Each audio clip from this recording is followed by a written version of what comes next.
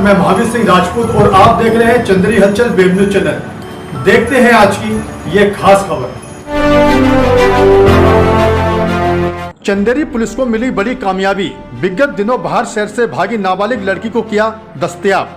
चंदेरी के बाहर शहर से विगत दिनों एक नाबालिग 17 वर्षीय लड़की के गायब हो जाने की खबर सामने आई थी, जिसे संज्ञान में लेते हुए चंदेरी पुलिस ने नाबालिग लड़की की तलाश शुरू कर दी थी, जिसे इंदौर से पकड़कर पुलिस चंदेरी थाने लाई और दस्तयाब कर पुलिस ने आगे की कार्रवाई शुरू कर दी है। बताया जा रहा है कि यह नाबालिग लड़की चंदेरी के ही एक युवक के साथ भाग गई थी।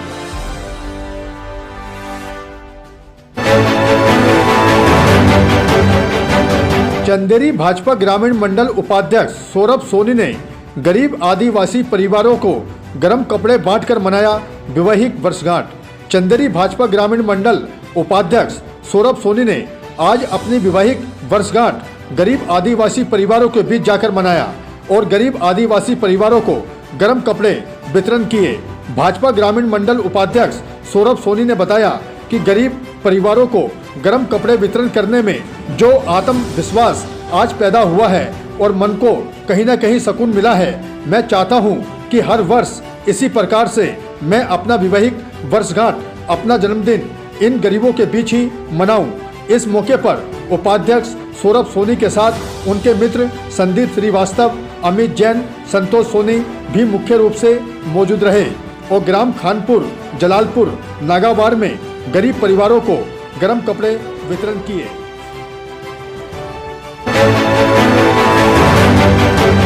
चंदेरी के रामनगर तिराहे के पोल पर लगाई बिजली विभाग ने सीढ़ी, तो बिजली उपभोक्ताओं ने किया बिजली का बिल जमा।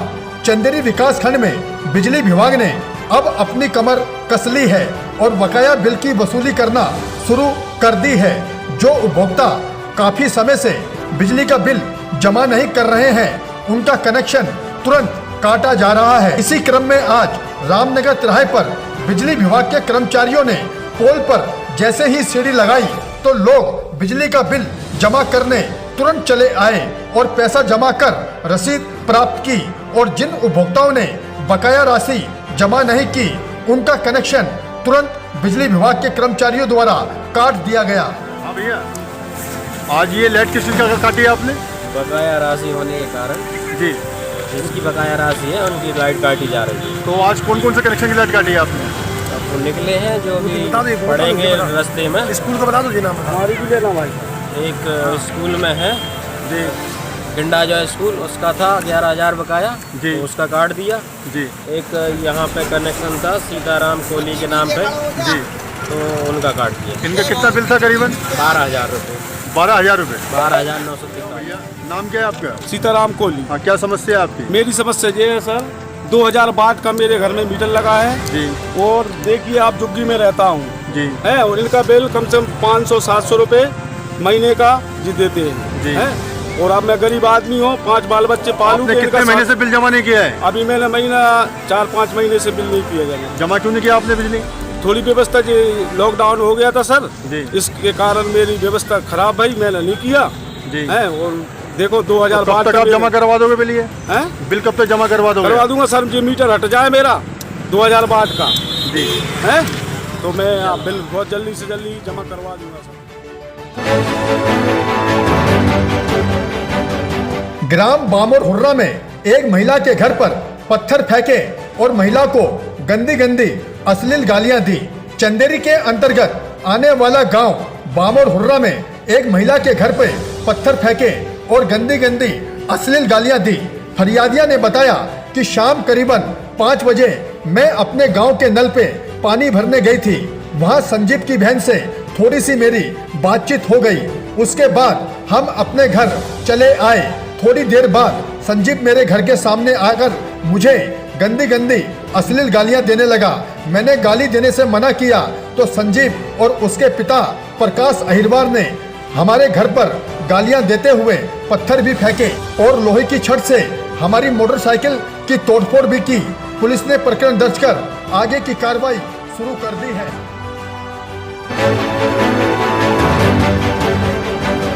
ग्राम तगाड़ी में आदिवासी परिवार शासकीय योजनाओं के लाभ से वंचित। लकड़ी बेचकर कर रहे बच्चों का पालन पोषण।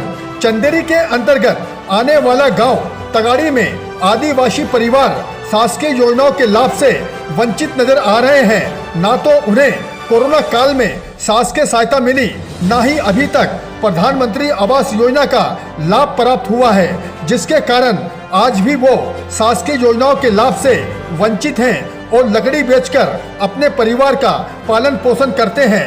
क्षेत्र के जवाबदार अधिकारियों और नेताओं को ऐसे परिवारों की ओर ध्यान देने की आवश्यकता है, जिससे कि उन्हें शासकीय योजनाओं का लाभ प्राप्त कराया जा सके। आप अपना नाम बताइए। मेरा नाम उर्मिला है, उर्मिला आदिवासी हूँ, ग्राम तगारी की रहने वाली हूँ। ग्राम तगारी की रहने वाली हो। अच्छा, आप ये बताइए कि जो कोरोना काल से आपको सरकार से क्या लाभ दिया गया है अभी तक? कुछ भी नहीं दिया, 500 रुपए दिए थे। हाँ। 2 बार, फिर नहीं दिए, कुछ भी लाभ नहीं मिला। कुछ भी लाभ नहीं मिला, नहीं मतलब मिला। आपका कहना है। नहीं मिला। अच्छा, आप ये बताइए कि अभी आप घर का खर्च कैसे चला रहे हो? लकड़ी बेच के चलाते हैं, मजदूरी करते हैं। मजदूरी हाँ। करते हो। अच्छा, आपको ग्राम पंचायत से सरपंच सचिव ने कोई लाभ दिया क्या? नहीं दिया। नहीं दिया। नहीं दिया। अच्छा, आप अपना नाम बताइए। शांति आदिवासी। शांति, आपको क्या समस्या है? समस्या है 500 रुपये मिले, बस कुछ नहीं। अच्छा, आपका ये कहना है कि आपको जो सरकार से 10,000 का सब्जी का लाभ दिया गया था, वो उसमें से 500 आए हैं। 500 आए। 500 आए हैं। अच्छा, आपका नाम? फूला। फूला, आदिवासी। हाँ। कहाँ से हो आप?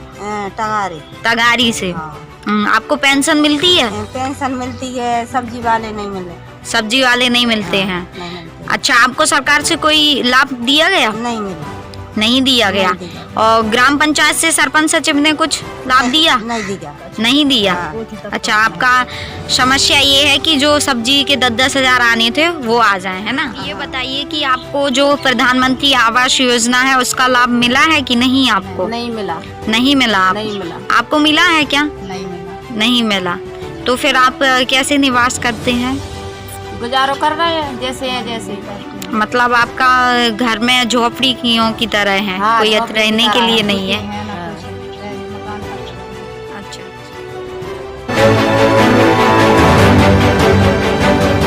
गांव थुबोन मंदिर के समीप मोटरसाइकिल में टक्कर मारकर भागा पिकअप चालक। मामला हुआ चंदेरी थाने में दर्ज। चंदेरी के अंतर्गत आने वाला गांव थुबोन के थुबोन जी मंदिर के समीप एक पिकअप चालक तेज रफ्तार से मोटरसाइकिल में टक्कर मारकर फरार हो गया, जिसमें मोटरसाइकिल सवार राजेंद्र लोधी, कृष्णा लोधी को चोटें आई।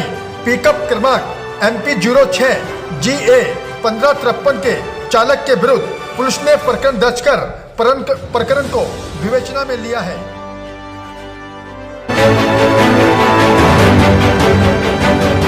ग्राम मड़ी में पुरानी रंजिश को लेकर दो पक्षों के बीच हुआ आपसी विवाद। मामला हुआ पिपरई थाने में दर्ज। पिपरई के अंतर्गत आने वाला गांव मड़ी में दो पक्षों के बीच आपसी विवाद हो गया। फरियादी नवल सिंह पुत्र 11 लोधी उम्र 25 वर्ष निवासी मड़ी ने बताया कि शाम करीबन 6:30 बजे की बात है। मैं अपने खोड़ा के आगे बैठकर ताप रहा था। इतने में गांव का रूप सिंह, घनश्याम और कप्तान आए और पुरानी रंजिश पर से मुझे गंदी गंदी अश्लील गालियां देने लगे। मैंने गालियां देने से मना किया तो रूप सिंह ने मुझे डंडा मारा, जिससे मुझे खून निकल आया और धमकी दी कि आगे कुछ कहा तो जान से मार देंगे। पुलिस ने प्रकरण दर्ज कर आगे की कार्रवाई शुरू कर दी है।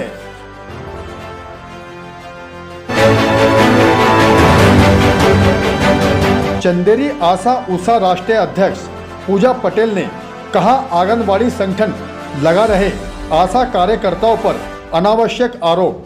चंदेरी से आपकी आवाज एक सामाजिक संगठन से आशा उषा राष्ट्रीय अध्यक्ष पूजा पटेल ने बताया कि विगत दिनों आंगनबाड़ी संगठन द्वारा जिला कलेक्टर को एक ज्ञापन दिया गया था, जिसमें हमारी ANM और आशा कार्यकर्ताओं के बारे में अनावश्यक टिप्पणी की गई है, जिसका हम विरोध करते हैं और हमारी ANM और आशा सहयोगी वे आशा कार्यकर्ता ईमानदारी के साथ फील्ड में कार्य करती हैं। आइए जरा सुनते हैं क्या कहा आशा उषा राष्ट्रीय अध्यक्ष पूजा पटेल ने। पूजा जी, आप ये बताइए, जैसे कि आप आशा ऊषा राष्ट्रीय अध्यक्ष भी हैं आपकी आवास संगठन से, और अभी विगत दिनों आंगनबाड़ी संगठन द्वारा एक ज्ञापन दिया गया है, उस पर आपका क्या कहना है कि आशा काम नहीं करती हैं या एएनएम काम नहीं करती हैं, उस पर आपका क्या कहना है? के अलावा जो ये मजदूर संगठन की राष्ट्रीय उपाध्यक्ष हैं रंजना राणा, स्नेहलता गौड़ प्रदेश उपाध्यक्ष जी, जो इन्होंने आशाओं के लिए आरोप लगाए हैं वो बहुत ही गलत और अनुचित हैं। यदि वो अपनी मांगे प्रशासन के सामने रखना चाहती हैं तो बेशक रखें जी, लेकिन किसी के लिए नीचा दिखा के यदि वो अपनी मांगे रखती हैं तो वो चीज़ गलत है। और जिन चीज़ों के लिए ये बोला है कि स्वास्थ्य सेवाएं आंगनबाड़ी देती हैं, तो आंगनबाड़ी तो सच पूछिए तो आंगनबाड़ी को तो अभी स्वास्थ्य के बारे में ABCD भी नहीं पता है। उन्होंने जो पहला आरोप लगाया है कि शिशुवती महिला की देखरेख करना, उनका CTT करवाना, TT का ऑपरेशन करवाना आंगनबाड़ी करवाती है, ये चीज़ तो सरासर गलत है। बिल्कुल LTT operation, CTT operation, HBNC मतलब माँ और शिशु की स्वास्थ्य की गृह भेंट, ये सारे के सारे प्रोग्राम आशा के हैं और आशा ही करवाती है। अच्छा, जैसा कि उन्होंने एक आरोप लगाया है कि आपकी एएनएम समय पर नहीं पहुंचती है वहाँ पर, उससे भी जो सुविधा नहीं मिल पाती ग्रामवासियों को, उस पर क्या कहना है आपका? देखिए, जितनी भी आंगनबाड़ी कार्यकर्ताएं हैं जी, अभी तक उस चीज़ के लिए हमने अन्यथा इसलिए नहीं लिया था क्योंकि हमारा काम आगे बढ़ना है, किसी के लिए पीछे करना नहीं था। लेकिन सच्चाई ये है कि जितनी भी ग्रामीण क्षेत्र की आंगनबाड़ी है वो सारी की सारी पास के स्थानीय शहरी क्षेत्रों में रहती है, महीनों आंगनबाड़ी नहीं खुलती है। जहाँ तक ANM का सवाल है तो ANM के पास में एक ANM के पास में बहुत सारे गांव होते हैं जिनका टीकाकरण ANM को करना होता है। इसके अलावा वैक्सीन उठानी होती है, वैक्सीन लेके जाती है, वैक्सीन में डिमांड लेटर देना होते हैं, ऐसी बहुत सारी प्रोसीजर हैं जो ANM को पूरा करना होता है।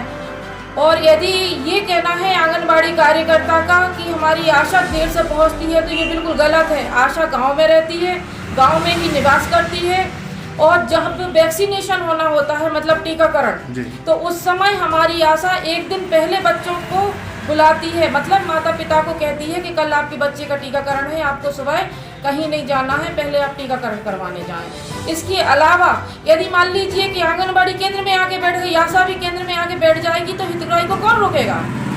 तो आशा सबसे पहले सुबह में आपका कहना क्या, मतलब जो आरोप लगाए हैं गलत है? ये गलत है। आशा सबसे पहले सुबह में घर घर जाके, क्योंकि आशा 1 महीने पहले ही डू लिस्ट बना लेती है कि किस किस बच्चे को टीका लगा है, किसको आगामी लगना है। तो जिन जिन को आगामी टीकाकरण लगना होता है तो आशा घर घर जाके उनके हितग्राही को पहले ही बोल देती है कि आपके बच्चे का टीकाकरण है और टीकाकरण करवाने चलो। अच्छा, आप ये बताइए, मीडिया के माध्यम से आप क्या कुछ कहना चाहेंगी अधिकारियों को? बिल्कुल कहना चाहती हैं, अधिकारियों को भी कहना चाहती है। और जो ये हमारी राष्ट्रीय उपाध्यक्ष हैं आंगनबाड़ी की, रंजना गौड़ और स्नेहलता उपाध्यक्ष जी, इनको कहना ये चाहते हैं कि बिना जानकारी के किसी पे आरोप लगाना गलत है। यदि इस तरह से उन्होंने आगे आरोप लगाए तो हम उन पे बिल्कुल मानहानि का दावा करेंगे।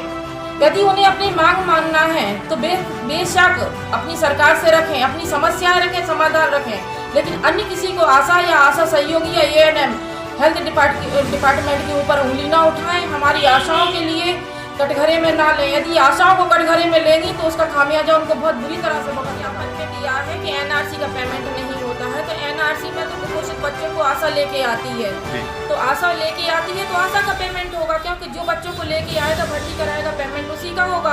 और जो ये इस तरह से आरोप लगा रहे हैं और आशाओं के द्वारा किए गए कार्य को अपना काम बता रही हैं, इस तरह से ये शासन प्रशासन को गुमराह कर रही हैं, जो कि गलत है। तो हमारी मांग तो शासन से भी यही है और हमारी अपनी स्वयं की भी यही है कि यदि ये इस तरह से आरोप प्रत्यारोप लगाती है तो सरकार को और हमारी आपकी आवाज़ की तरफ से हम इन पर मानहानि का दावा करेंगे और सरकार से निवेदन करेंगे कि जो आरोप इन्होंने लगाया है उसकी जांच